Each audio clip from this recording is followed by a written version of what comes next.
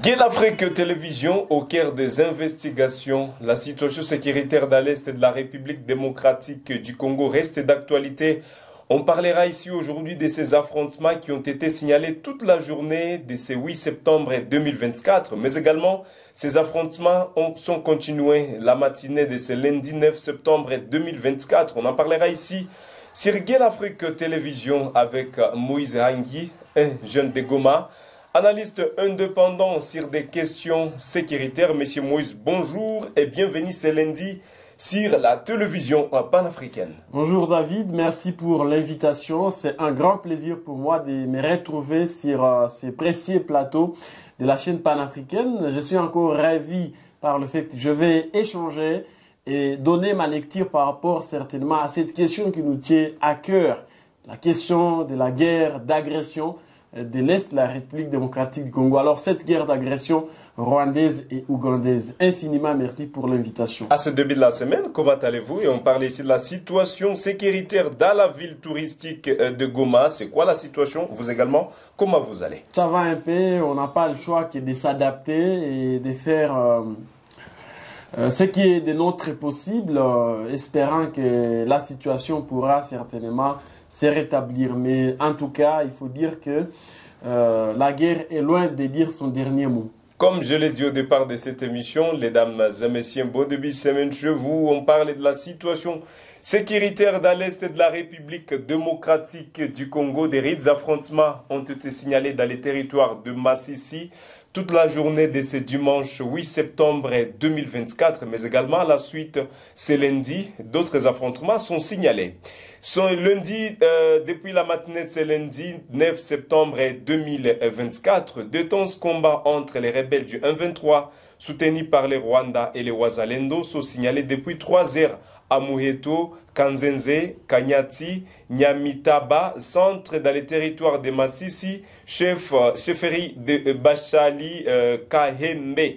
On signale de ces affrontements qui se déroulent depuis tôt le matin entre les rebelles du 1-23 et les jeunes résistants à Wazalendo, soutenus par les forces armées de la République démocratique du Congo. Monsieur Moïse, après un certain temps d'accalmie, des silences dans les territoires de Masisi, enfin, ces 2 jours, les combats sont de retour. C'est quoi vos appréciations? Une chose que vous étiez en train de demander depuis longtemps, c'est quoi vos analyses quant à cela? Alors, ça ne nous surprend pas. Nous sommes plutôt contents par le fait que nous avons vu les FARDC, le jeune résistant Wazalendo, riposter. C'est exactement ce que nous attendions depuis longtemps. Nous sommes en train de féliciter l'armée pour la prouesse qui a été au rendez-vous et surtout les jeunes résistants Wazalendo qui ne lâchent pas jusqu'à présent, jusqu'à l'heure où je vous parle. Ils sont toujours en train de faire preuve d'une résistance sans précédent. Et la moindre des choses à faire en tant que population, c'est d'encourager ces héros vivants à poursuivre certainement les offensives contre les rebelles au point de bouter hors d'état de nuire la menace. Félicitations au VDP, félicitations également aux militaires FARDC qui sont effectivement de l'autre côté de la province du Nord Kivu et qui sont en train de rendre un service louable à la nation. Vous aviez décrié cela pendant plusieurs jours, disant que les FARDC ne devraient pas aussi respecter les cessez-le-feu aujourd'hui.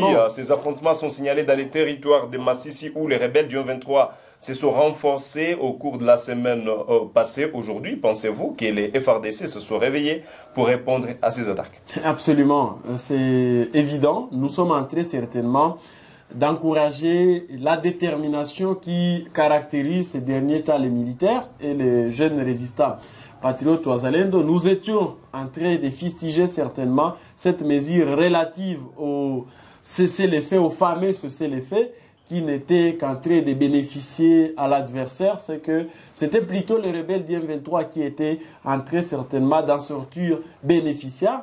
Maintenant que le militaire et la haute hiérarchie de l'armée a compris que ça valait la peine, ça ne valait pas la peine aller dire de continuer à respecter une mesure qui n'est pas certainement respectée par les cas adverses, je crois que nous sommes sur une bonne voie et nous devons certainement essayer un peu de foncer sur cette lancée tout en espérant que nous allons devoir bouter hors d'état de nuire l'ennemi de la République.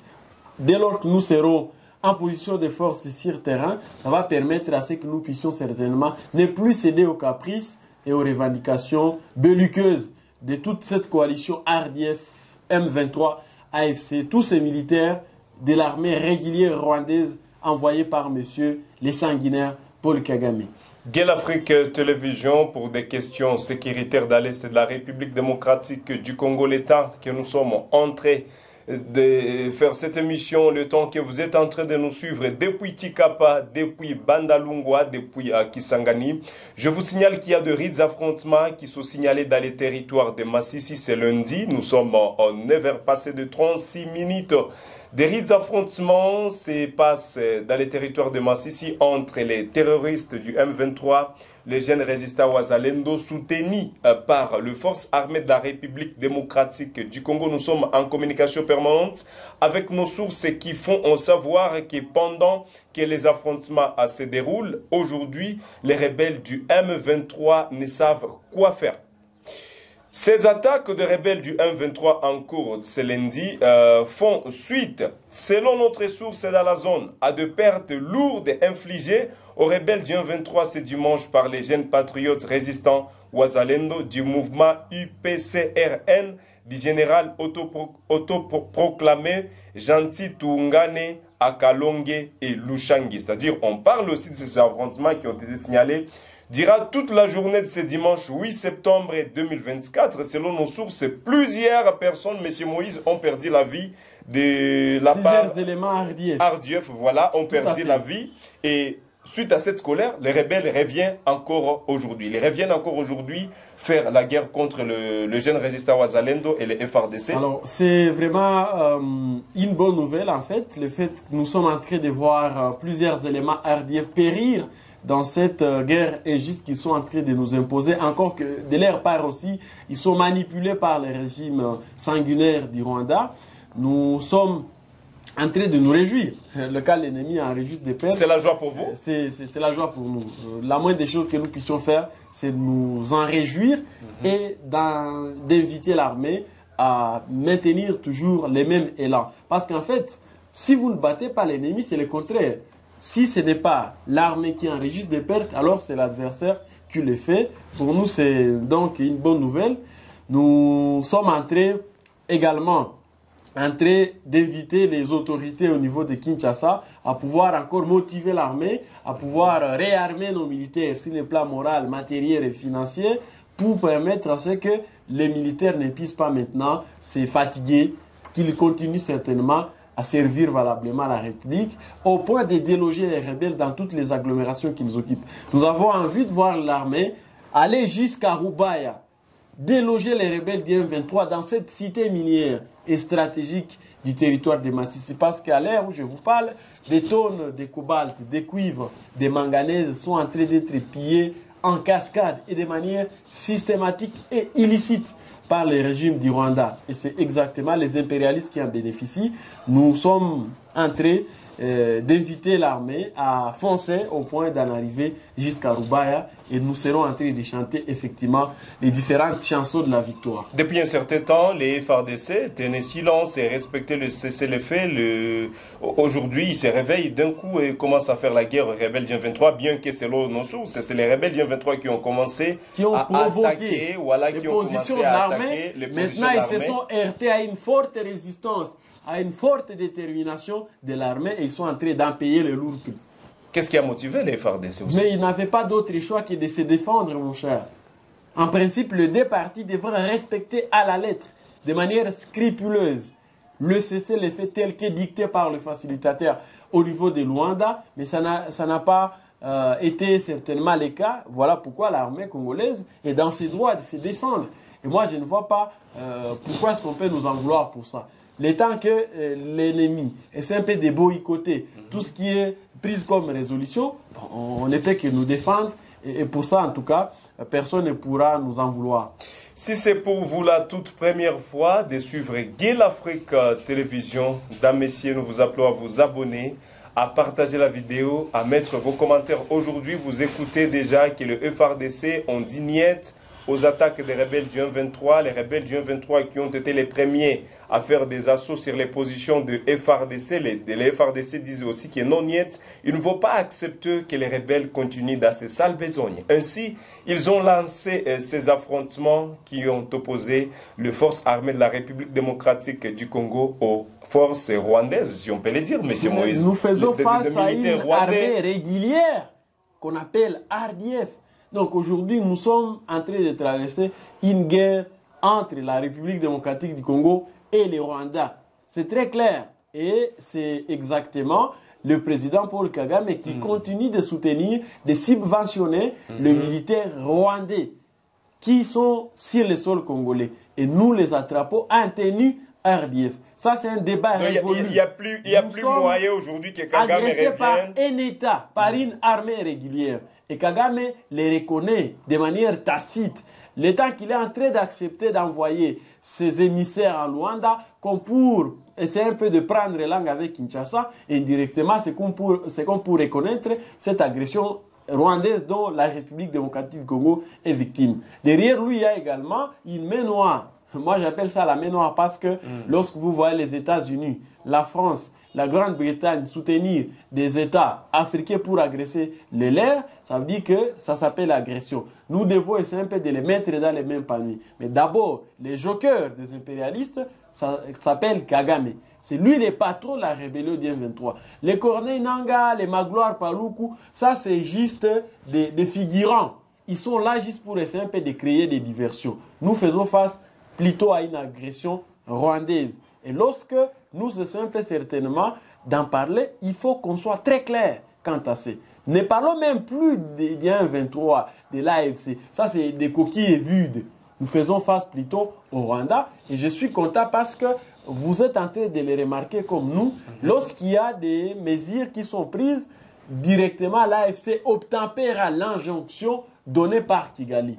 Comme pour dire que directement, ils essaient un peu d'accepter les mots d'ordre donnés par leurs chefs. Bien que ces derniers temps, plutôt la semaine écoulée, ils ont essayé un peu de créer des raccourcis comme pour dire qu'ils ne sont pas concernés par les résolutions qui ont été prises au niveau de Luanda à travers le facilitateur Joao Lourenço, le président angolais Joao Lourenço. Mais en gros, il faut juste comprendre que lorsqu'on discute avec Kagame, directement on discute avec l'M23 et l'RDF.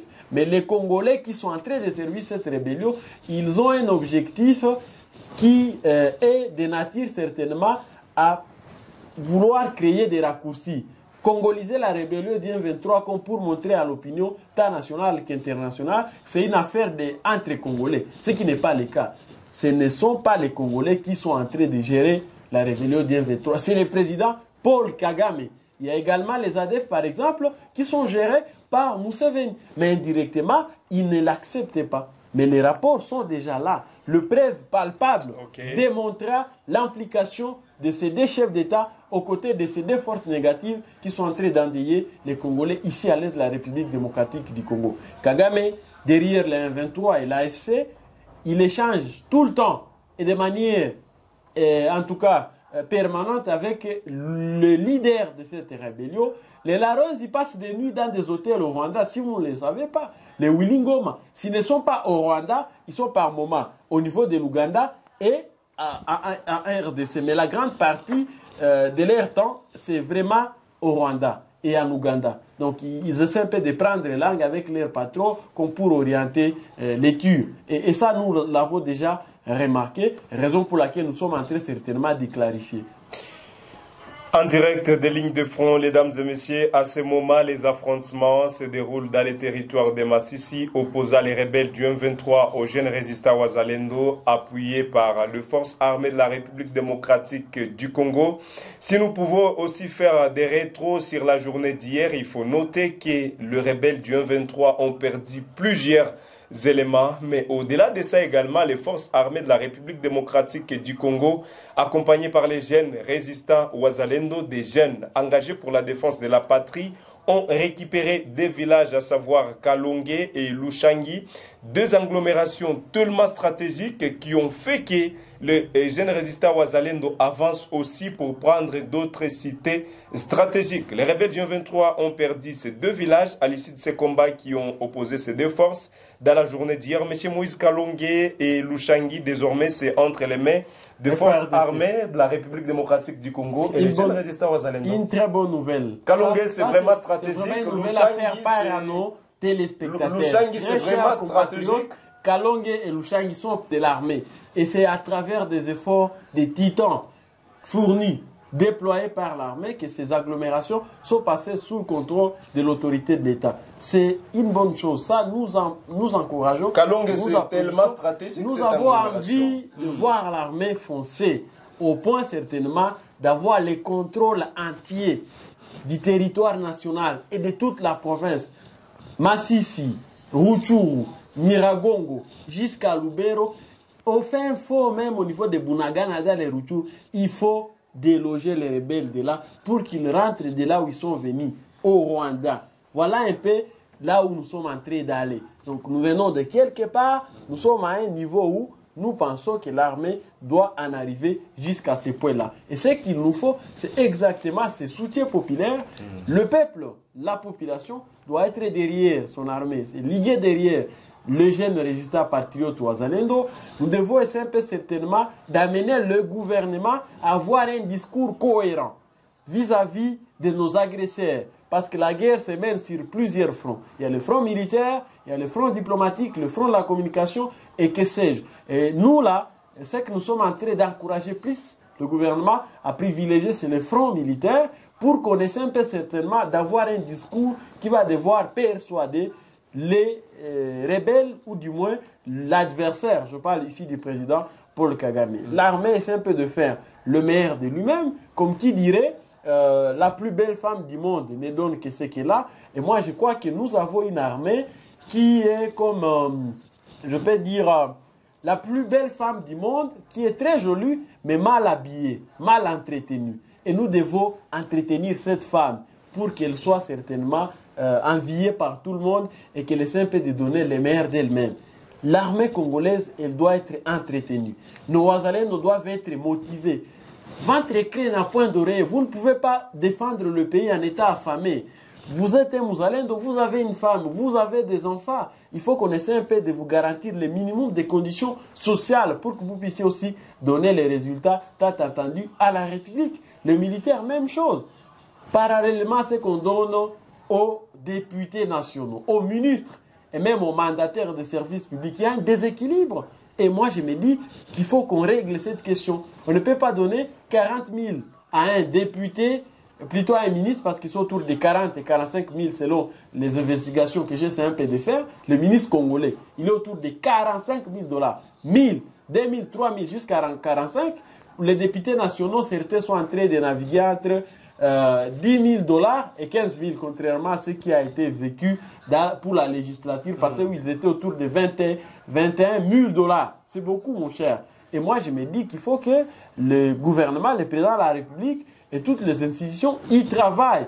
L'armée aujourd'hui qui est en train de se sacrifier jour et nuit, exposée à toute forme de tempête, l'état que nous dormons sur nos matelas, mais eux, ils sont sur les lits de front.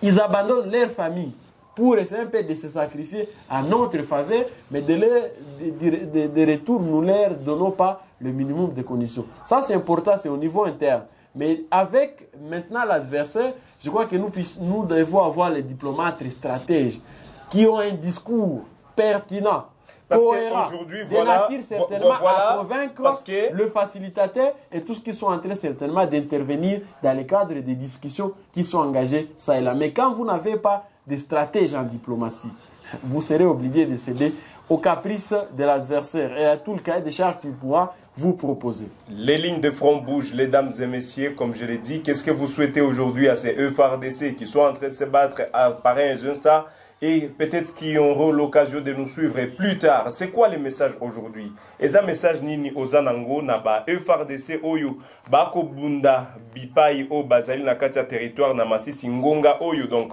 ils sont en train de se battre à cette heure. Ils ont déjà récupéré 2 villages. plusieurs éléments ardueux sont tombés selon plusieurs sources dans les coins. Qu'est-ce que vous le souhaitez? C'est quoi le message aujourd'hui à ces jeunes résistants Wazalendo? C'est quoi votre soutien? C'est quoi votre message? Affichez dans les commentaires, partagez la vidéo pourvu qu'un autre Congolais soit informé, mais également, n'oubliez pas de vous abonner. On va finir par ici, M. Moïse, pendant que les lignes de front bougent. Le retour à Luanda est prévu ce lundi. C'est aujourd'hui que les ministres des Affaires étrangères de la RDC et du Rwanda vont encore se retrouver sur une même table au niveau de Luanda. Est-ce qu'il y a l'équilibre face à ce deux fronts diplomatiques et militaires et quelles sont vos attentes venues du Luanda? Alors, il n'y a pas de l'équilibre, il y a plutôt les déséquilibres. Nous sommes en train certainement de privilégier un front au détriment des nôtres.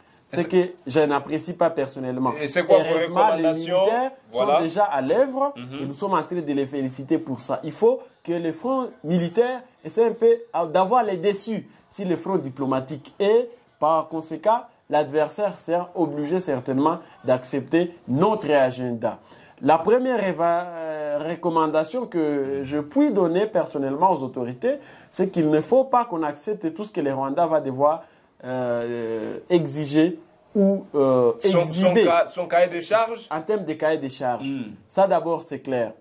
Deuxième chose, nous ne partons pas à Luanda pour uniquement écouter ce que le Rwanda veut. Nous devons aussi avoir ce que nous avons comme cahier de charges. Je n'ai aucune idée par rapport évidemment à ce que la ministre des Affaires étrangères possède pour le compte de notre pays parce qu'elle nous représente. Elle représente également Moïse. Elle vous représente parce que vous êtes Congolais. Madame Thérèse représente également les téléspectateurs, les internautes qui sont en train de nous suivre. Alors, il y a des revendications belliqueuses et quelque peu diaboliques qui sont éventuellement brandies par Kigali. Et ça, on ne va pas encore y revenir. Et je ne cesse de le dire. On n'acceptera pas et on ne doit pas accepter l'intégration des militaires rwandais, des éléments RDF dans nos services de sécurité et de défense. Ça, c'est, en tout cas, il faut l'écrire en grand. Une autre chose, c'est qu'il faut qu'on essaie un peu d'avoir un certain nombre de préalables, avant même d'approuver les différents cahiers de charges, l'aider ou même ce que le Rwanda va devoir nous donner comme revendication. Il faut qu'il retire ses militaires sur le sol congolais. Ça, c'est d'abord la première des choses. Une autre chose, c'est que nous devons parvenir certainement à faire comprendre au facilitateur qui est en train certainement de jouer à l'arbitre que le côté adverse n'a jamais respecté une seule des résolutions prises de l'autre côté. Par voie de conséquence, il faut qu'il subisse certainement une certaine rigueur. Ça, c'est Madame Thérèse qui doit le dire. Enfin, ce que nous avons besoin, en gros, c'est le retour de la paix. Nous avons besoin que nos compatriotes déplacés de guerre regagnent leurs villages respectifs.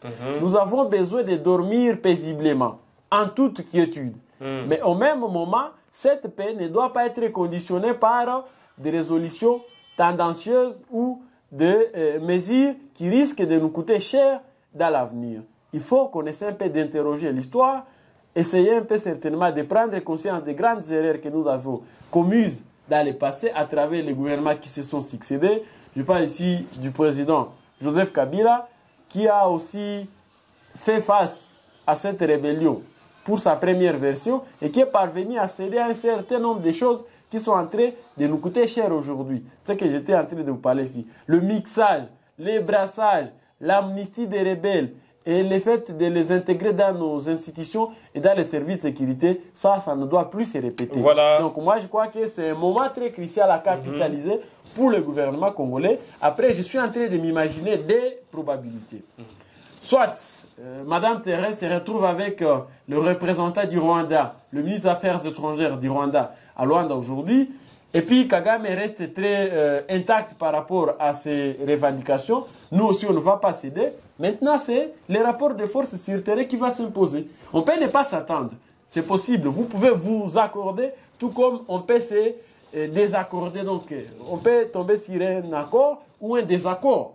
Et lorsque c'est le deuxième cas, donc on ne s'accorde pas, maintenant il faut que ce soit maintenant le langage des armes qui soit au rendez-vous pour nous départager. Et si nous serons à même certainement de faire face à l'ennemi et de les bouter hors d'état de nuire facilement, Kagame n'aura pas d'autre choix que de voilà, décider. merci. Mais si on essaie un peu de faire le contraire, on sera obligé de céder, je vous dis, à tout ce que Kagame va nous demander. Et puis nous demande presque tout un paradis. Merci beaucoup. On ne peut pas donner le paradis à Kagame. Merci Il doit beaucoup, arrêter Moïse. de nous prendre pour des cons et de vouloir transformer la République démocratique du Congo à un fonds pour lui de commerce.